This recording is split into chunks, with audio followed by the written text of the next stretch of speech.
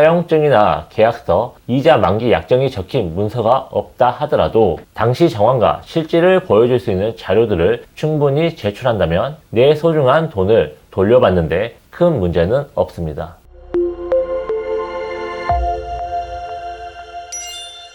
안녕하세요. 법무법인 남정 정정주 변호사입니다. 나는 분명히 빌려준 돈인데 상대가 이건 투자금이잖아요. 원금은 못 돌려드립니다. 라는 식으로 나올 때가 있습니다. 특히 차용금, 계약서가 애매하거나 아예 없는 경우에는 분쟁이 발생한 가능성이 상당히 높습니다. 돈을 준 것은 분명한데 그게 대여금이냐 투자금이냐 이 한 줄 가지고 재판 결과가 완전히 갈립니다.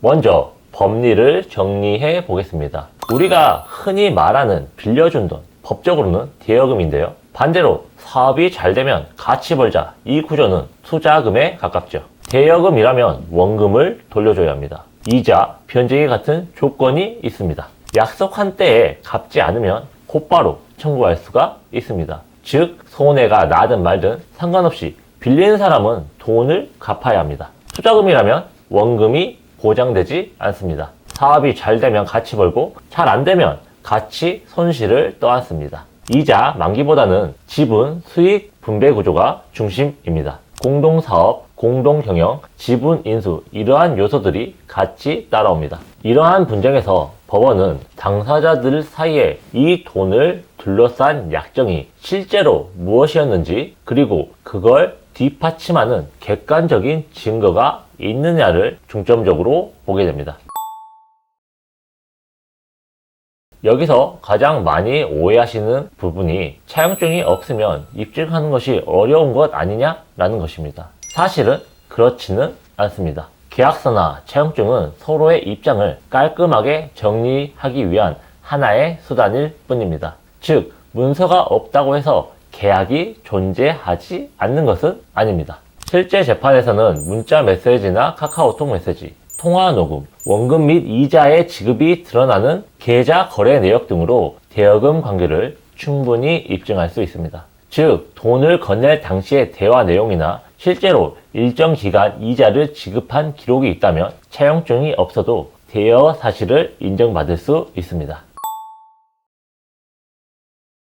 오늘 소개해드릴 사건이 바로 이러한 경우였습니다. 저희 의뢰인께서는 합계 3억 9천만 원을 상대방에게 빌려줬는데 상대방은 끝까지 투자금이라고 우기면서 변제를 거부하였습니다. 대여금이 아니라 투자금인데 사업이 잘 안 됐으니 원금을 돌려줄 의무가 없다며 버틴 것입니다. 사실 사기에 가까운 사건인데요. 의뢰인은 상대방이 돈을 과시하면서 밥도 사주고 선물도 사주면서 급격하게 친해졌다고 합니다. 친해진 사이가 된 뒤에 의뢰인은 이자를 많이 주겠다는 말에 속아 차용증도 작성하지 않고 거액을 빌려주게 되었습니다.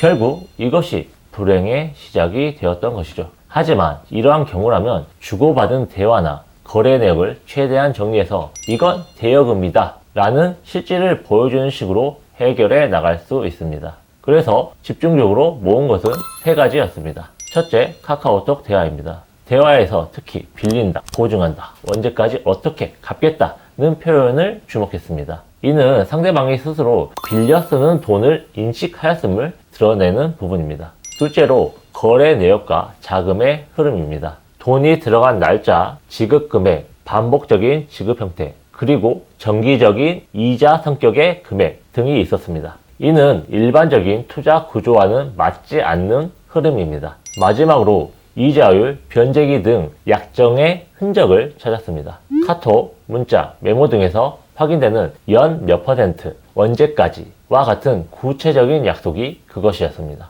결국 법원은 별도의 차용증이 없었음에도 이 모든 정황을 종합하여 투자금이 아닌 대여금으로 인정하였고 의뢰인은 3억 9천만 원 전액에 대한 대여금 반환 청구를 승소할 수 있었습니다.